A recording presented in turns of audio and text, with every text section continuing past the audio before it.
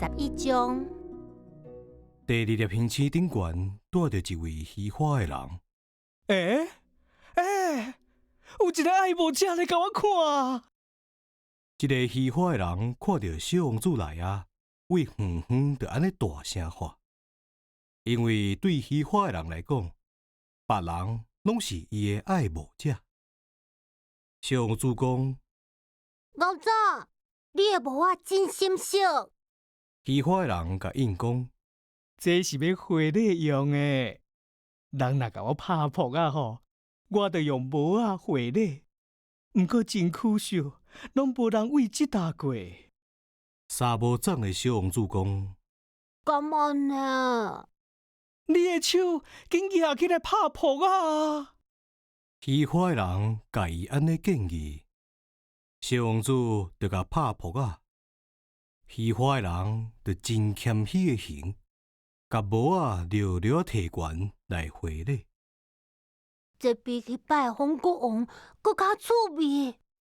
小王子心内安尼想，所以伊搁拍一摆扑啊。虚华的人又搁甲帽仔摕悬来回礼。过5分钟后，小王子感觉安尼算落去真正无聊。若爱你甲帽仔摕落来，小王子甲问，着爱安怎做？毋过虚华的人无听到伊咧讲话。虚华的人除了学老的话，剩的拢听袂到。啊！你敢真正遐尼钦佩我？伊问小王子：“钦佩是啥物意思？”